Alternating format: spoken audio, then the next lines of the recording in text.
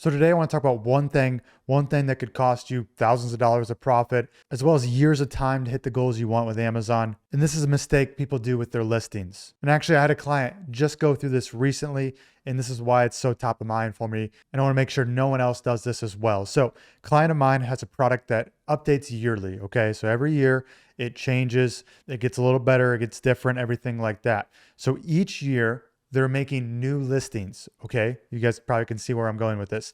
They're making new listings. Guess what happens to that? They go back to 0 reviews, right? So all that work you did in that year completely goes away. So I know it's a little different when you have yearly products that change, but I see this mistake too with things that are updated as well. So if your product gets a little better, the fundamentals don't change the product, maybe just a little upgrade or something like that, people will still go make new listings. Okay. So you had 100 reviews. Well, those are gone. You start over. So when you're upgrading your product or making it a little bit newer, adding something to it, make sure you keep that old listing. Now, when you do this, you got to be careful with a lot of things here because you could get in trouble. You could get a lot of returns, a lot of 1-star reviews if you show something new and then they get the old product in inventory. So there's a couple things you need to make sure you do properly here to make sure everything's okay. First of all, this one's the obvious one. You need to make sure it's not a totally different product, okay?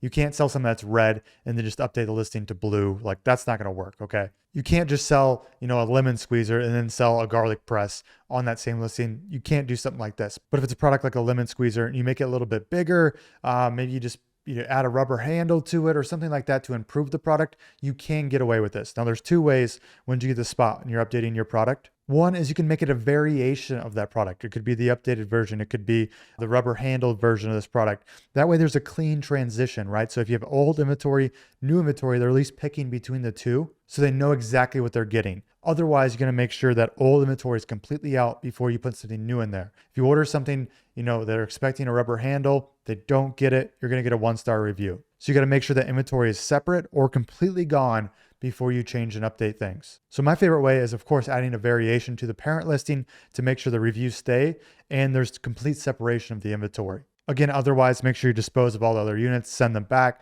whatever it is. Make sure you have your settings on where they, any returns get destroyed or sent back to you. That way, there's no stragglers left behind that get returned, then put back into inventory, and then they get something that's not what they ordered, and then they leave a 1-star review. So please don't delete your listings. Please don't start over if you're updating your product. Of course, you have, 3-star review ratings. You probably should restart that listing, but don't let all that years of work of reviews and ranking just go to waste by starting a new listing. So if things change every year, just make sure you use the same listing, maybe just make a variation or make sure you get rid of that inventory. That's it, guys. That's all I wanted to tell you. I've seen too many people lose too many reviews, years of their time.